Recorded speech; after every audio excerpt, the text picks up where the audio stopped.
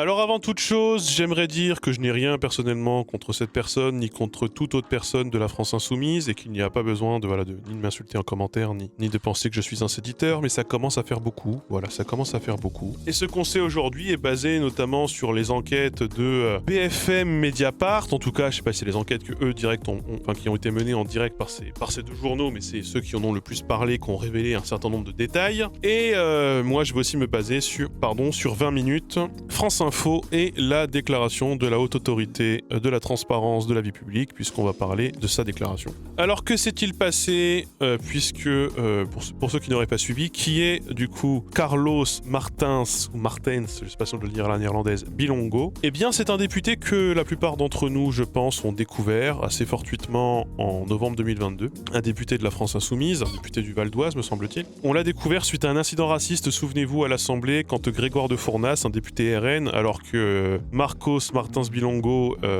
qui est un député noir de la France Insoumise, posait une question au gouvernement sur l'immigration clandestine. Il avait dit oui qu'il retourne chez eux ou qu'il retourne chez lui, je sais plus exactement la phrase qu'il avait prononcée en pleine séance du Parlement. Ça avait été la séance avait été suspendue. Vous l'avez surtout découvert dans ce cadre-là, éventuellement parce qu'il a sorti un livre mercredi ou jeudi dernier qui est très bien placé d'ailleurs à Cultura, puisque je l'ai vu là cette semaine, j'y suis allé, qui est un livre qui s'appelle Noir français, je crois. Un livre dans lequel il se définit lui-même comme un jeune de 32 ans, militant associatif dans les quartiers populaires et qui dérange parce qu'il est noir et parce qu'il est dans les plus grandes institutions françaises. Ça, c'est les deux choses pour lesquelles vous le connaissez éventuellement. Et la troisième, c'est bien parce que la semaine dernière, Bilongo est revenu dans l'actualité parce qu'il est accusé de plusieurs choses. Il est accusé de blanchiment de fraude fiscale, d'abus de biens sociaux, et je crois qu'il y a un troisième chef d'accusation qui n'est pas encore tout à fait défini. Je sais pas si c'est vraiment un chef d'accusation qui est vraiment dans l'enquête, et c'est peut-être le point le plus contestable de toutes ces accusations sur lesquelles on va revenir, mais il est peut-être aussi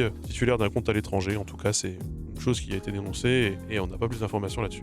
Donc c'est le parquet de Pontoise qui a ouvert une enquête préliminaire au motif qu'en fait il y a eu un manquement de déclaration à la Haute Autorité pour la Transparence de la Vie Publique. En gros, il a menti sur sa déclaration d'élu. Donc, il faut savoir que tout a été déclenché par un signalement Tracfin. Tracfin, c'est quoi? C'est un service pour Bercy pour dénoncer notamment les actions financières clandestines. Et il a été retenu par BFM TV que, voilà, alors qu'il a déclaré ne toucher aucune rémunération de la part de ses sociétés auprès de la Haute Autorité de Transparence de la Vie Publique, et on va voir, moi je suis allé sur le site, je crois qu'il a dans quelque chose comme 6 sociétés, où il a été en lien avec 6 sociétés au moins. Il aurait reçu divers versements sur ses comptes bancaires, ou pas d'ailleurs. Il aurait dissimulé à peu près 200 000 € entre 2018 et son élection de 2022, une somme qui n'aurait pas été déclarée au fisc, évidemment. Ça c'est le blanchiment de fraude fiscale a priori. Il aurait sous-loué un logement social à sa sœur alors qu'il était lui-même propriétaire de 2 appartements. Pose la question, voilà, est-ce qu'on peut être multipropriétaire et en même temps avoir un logement social qu'on sous-loue à quelqu'un de sa famille? Et il posséderait un compte à l'étranger, selon le signalement encore une fois Tracfin, mais ça c'est aucune information n'a été communiquée par la justice sur cette accusation. Effectivement dans le chat il est remonté que c'est peut-être lié à une banque en ligne, effectivement, c'est très probable. Sachez que par exemple, juste même un compte PayPal, c'est un compte offshore. Et c'est des comptes qu'il faut déclarer, et c'est des... Bon, c'est pas forcément du cas usage tiers. Et c'est le point sur lequel il y a le moins d'éléments, il y a très peu d'éléments qui ont été communiqués, ça peut être un point qui n'est pas juste. Alors il était professeur d'économie, mais à côté il était lié à plusieurs sociétés, dont une société d'auto-école. Là je vous ai fait un screen du coup de sa déclaration sur le site de la Haute Autorité de la Transparence de la Vie Publique, que vous pouvez consulter vous-même. Où ça c'est de sa déclaration, donc il déclare très clairement avoir touché 0 € en rémunération ou gratification, et en dessous on voit c'est les parts qu'il a dans les sociétés, les capitaux qu'il aurait pu éventuellement toucher. Rémunération ou gratification, 0 €, sachant qu'il avait 100% du capital. Cette société aurait déclaré un chiffre d'affaires inférieur à la réalité. Et l'élu aurait reçu des virements, c'est France Info qui nous le dit, il aurait reçu des virements et encaissé plusieurs dizaines de milliers d'euros en espèces de ces entreprises alors qu'il a déclaré 0 € sur aucune de ces sociétés. Et donc tout ça fait que si on met tout bout à bout, il y a 2 affaires dans l'affaire. Il y a une affaire de, il aurait perçu de l'argent de ces sociétés qu'il n'aurait pas déclaré, il aurait sous-évalué le bilan, en gros les résultats de sa société, il aurait perçu de l'argent qu'il n'aurait pas déclaré pour ne pas avoir de revenus et probablement pour conserver un revenu fiscal de référence assez bas voilà, et pour se soustraire à l'impôt. Ça, c'est la première chose. Et la seconde chose, c'est la question de la sous-location d'un logement social quand on est sauvé multipropriétaire. Donc, voilà comment il se défend. Concernant l'argent dissimulé, les 200 000 euros, etc., là, il a dit qu'en gros, c'était vu avec son comptable. C'est son expert comptable qui a fait les déclarations. C'est son expert comptable qui certifie les comptes et qui dépose les comptes et qui gère ça. Et donc, c'est lui qui, théoriquement, a géré ce truc-là, ce qui est une possibilité, évidemment. C'est possible, oui. Concernant le logement social. Le logement social, du coup, je rappelle, logement social qu'il aurait sous-loué à sa sœur alors qu'il était lui-même multipropriétaire. En gros, il explique que le logement social était à son nom, puisqu'il l'avait récupéré en 2013, je crois, suite au décès de sa mère, alors que lui-même était apprenti, et qu'il avait les conditions de ressources conformes, voilà, pour faire une demande de logement social qu'il a obtenu, et il y aurait vécu avec sa sœur.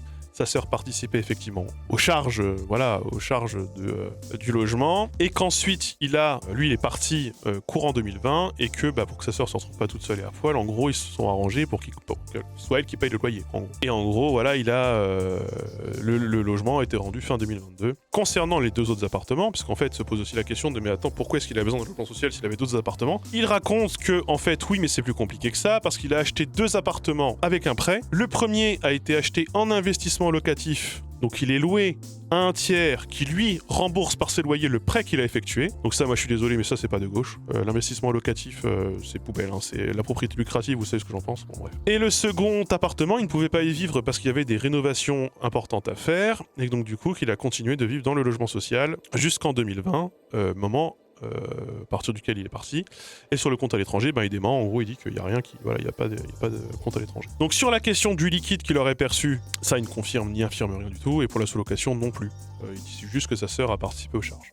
Donc quant au fait de devenir propriétaire d'une résidence occupée à titre principal, cela peut constituer, nous dit-on, ça c'est le directeur juridique de l'Agence nationale pour l'information sur le logement, Louis Dumerle, qui nous dit ça constitue un motif de résiliation de bail du logement social, c'est-à-dire que si jamais vous devenez propriétaire d'une résidence principale, non, vous partez de votre logement social pour lequel vous êtes en location. Et concernant l'investissement locatif de la part d'un locataire, eh bien ça génère des revenus susceptibles de lui faire dépasser les plafonds de ressources de façon significative, de quoi lui faire perdre le droit à son logement social.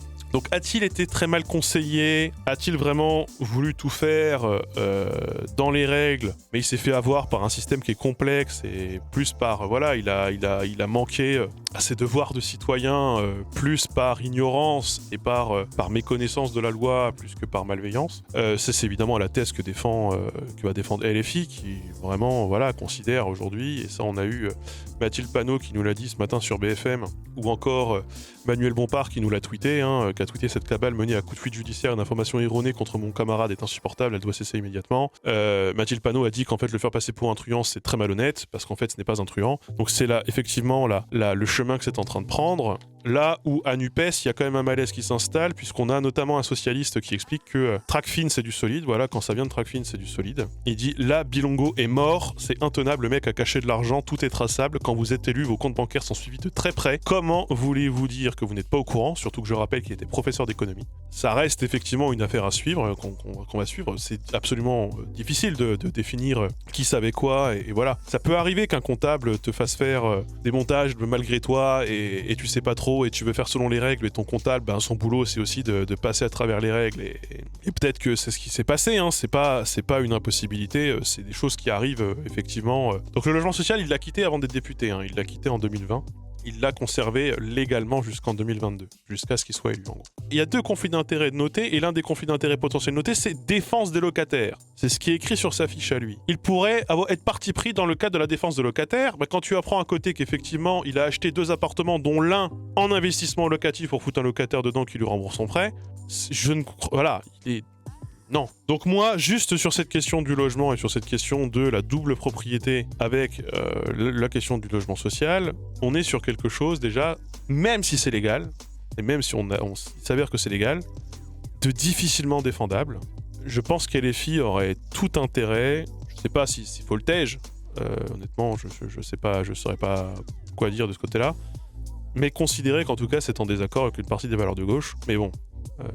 On a probablement d'autres LFI qui sont propriétaires bailleurs. Il y a quand même des choses que je trouve assez tendues en termes de valeur quand tu es dans un parti comme la France Insoumise, comme le fait d'acheter un appartement en investissement locatif pour faire rembourser ton prêt par un locataire. Moi je trouve que ça c'est pas le genre de choses que tu dois faire quand t'es un élu de gauche. C'est pas une pratique de gauche. Investir dans du capital parce que t'as le moyen du capital et le faire rembourser par un travailleur qui n'est pas toi pour ton profit personnel, c'est pas censé être les valeurs qu'on défend à gauche. Moi je suis désolé mais ça par contre c'est vraiment, pour moi c'est vraiment un truc central. On en a beaucoup parlé ici, j'en parle régulièrement. Parce que voilà, j'ai acheté une maison et que j'ai des galères avec, donc ça me parle particulièrement, l'accès à la propriété, etc. Ça, je trouve que c'est pas des valeurs qu'on est censé défendre à gauche pour moi.